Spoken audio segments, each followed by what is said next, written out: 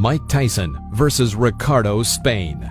The fourth fight in Mike Tyson's career took place on June 20th, 1985, at Resorts International, Atlantic City, New Jersey. Mike Tyson's fourth fight. First fight in front of a big-time audience, though. This time not in. Mike Tyson. After a series of 12 unanswered strikes by Tyson, Spain tried to mount a comeback with a clinch. In an instant, Mike hits with a left hook, sending Spain to the deck. Like a steam hammer. Well, Ricardo Spain has already found that. Boy, that was quick. Mike Tyson's fourth fight. First fight in front of a big-time audience, though. This time not in.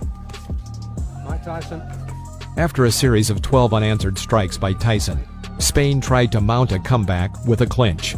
In an instant, Mike hits with a left hook, sending Spain to the deck. It's like a steam hammer. Ricardo Spain has already found that. Knocking him out. Boy, that was quick. Like a steam hammer. Ricardo Spain has already found that. Boy, that was quick. Like a steam hammer. Ricardo Spain has already found that. Boy, that was quick. Atlantic City, New Jersey. The scheduled 8-round match began quickly and ended just as quickly, all in the style of the young Mike Tyson. In the first round, Tyson crushed this taller opponent at just 37 seconds, taking him down with a powerful left hook.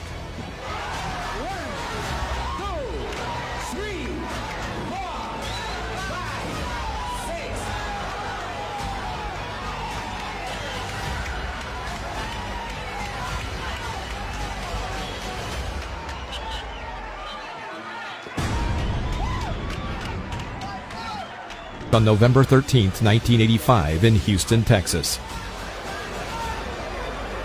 That's the elevata, of course. Right hand, Mike Tyson. Oh, my. First punch he threw. What took him so long? There were a lot of spectators in the hall. Everyone got comfortable and anticipate to Eddie's head. All right, they can find some fights.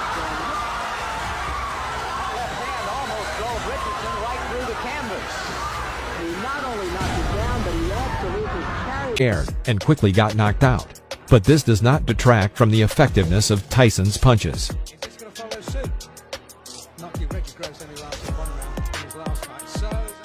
After a clinch, Mike catches William on an oncoming right cross and tries to develop an attack by embarking on a powerful series. Most of the blows glanced, but from the sheer number and the heavy pace, Hosea falls to the floor of the ring. Swan Lake, New York. This fight was one of a series of fights that Tyson held in the summer of 1986, already on the outskirts of a battle for the championship title. Boyd, a normal, average boxer, could not mount a serious resistance and as a result was knocked out in the second round. Entering close range, Boyd tries to break through Tyson's defense, but to no avail.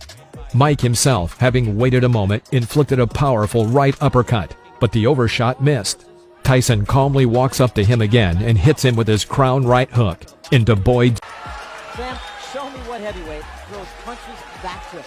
Those were two right hands, one to the body, and you snap your fingers. It was turned into, I believe, it's a right. At the beginning of the first round, Mike cornered the opponent and hit him with a right uppercut. Frazier was shocked. Tyson immediately carried out a series of strong blows. His enemy fell. The referee started the countdown, but seeing that Frazier was lying insensibly, he stopped counting. It was a hard knockout. Frazier came to his senses in a few minutes. Tyson took only 30 seconds to knock out Frazier. This fight was the shortest in the professional career of Iron Mike. Mike Tyson versus Alfonso Ratliff. The fight against Alfonso was the last for Mike before the fight for the champion title with Trevor Berbick. Tyson quickly figured out his rival, demonstrating the brilliant technique that distinguished him in his early years in the professional ring. After waiting a moment, Mike dodges to the left and throws a powerful left hook into Ratliff's jaw. Alfonso falls onto the ring floor. And there was a left hand, and Ratliff will sit it out. Climbing to his knee, he waits until the referee counts to 9 and gets up.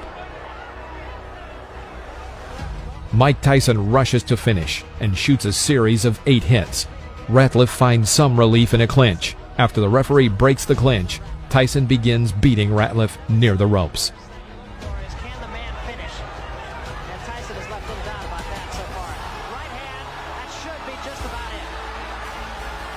Davey Pearl looking very closely. And that's all. It's over.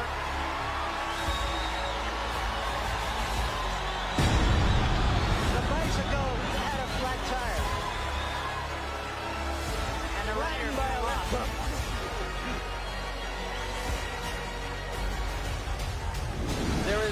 Mike Tyson versus Pinklin Thomas. The battle took place on May 31st, 1987. At this point, Mike was the owner of the WBA and WBC belts. Thomas approached this match with a good track record of a series of 3 victories in a row and was considered a serious test for the 20-year-old Tyson. And at the beginning of the match, it seemed so. Thomas managed to cope with the pressure of Iron Mike for 5 rounds. However, in the 6th, 3-minute period, Tyson carried out a series of powerful uppercuts and hooks from both hands, some of which landed right on his opponent's jaw. Thomas stumbled, and then after another left hook, crumpled him to the canvas.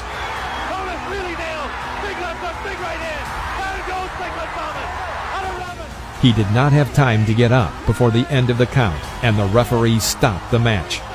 It's worth saying that before this fight with Mike Tyson, Thomas had never been knocked down. Stop a championship fight.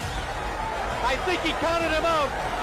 I'm not sure if that's going to be scored as a TKO or a knockout. I think he may have counted him out. We'll have to wait and get him. Mike Tyson versus Tony Tubbs. The battle took place in the spring of March 1988. In this fight, Mike defended his title of absolute world champion in the heavyweight category.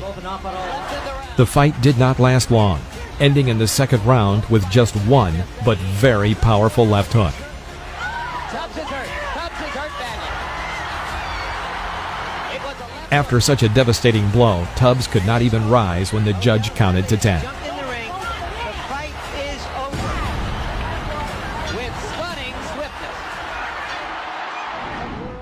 Mike Tyson versus Frank Bruno. The time of this fight just coincided with a difficult period in the personal life and career of Iron Mike. As for personal difficulties, he was in the process of divorcing his wife, and in his career, litigation with promoters. Tyson had very little time to prepare for the upcoming battle, only a couple weeks of full training. From the very first seconds of the battle, Mike carried out an effective attack, after which Bruno was on the canvas. It was a knockdown. Bruno's already tagged with a right hand. And there goes Bruno for the first time in the fight. The first right hand that got him. He was down. And now it's all Bruno managed to recover and continue the fight, sometimes showing good boxing. to Mike. And head. Mike is just looking for an opportunity to come. It all ended in the 5th round when Tyson struck a series of punches, from which Bruno was thrown to the ropes. It was there that Mike began to continuously beat him, and it stopped only when Bruno's team threw in the towel. Richard Steele has moved in and has stopped the fight. It's all over.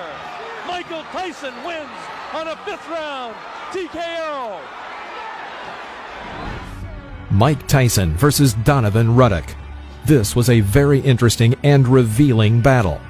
Ruddock was a hefty Canadian who, of course, was afraid of Tyson, but not to the point that he would immediately fall, like Henry Tillman or Alex Stewart.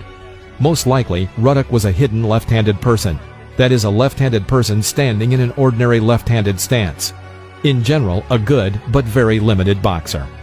All his technique came down to getting to his signature hit with the left, something between a hook and an uppercut, but he certainly had a powerful blow. The fight proceeded in a bitter struggle, with some advantage on Tyson's side.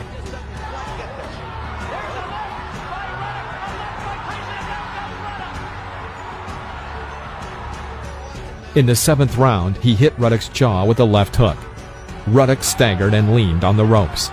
Mike Tyson rushed in to finish off the opponent, but the referee, Richard Steele, suddenly stopped the bout, calling a TKO. The decision was very controversial. After the battle stopped in the ring, a brawl began. After the intervention of the security guard, the fight was stopped. Mike Tyson. Mike Tyson versus Buster Mathis Jr. The battle took place in December of 1995. Mathis held his defense and avoided Mike's punches well, but this did not last long.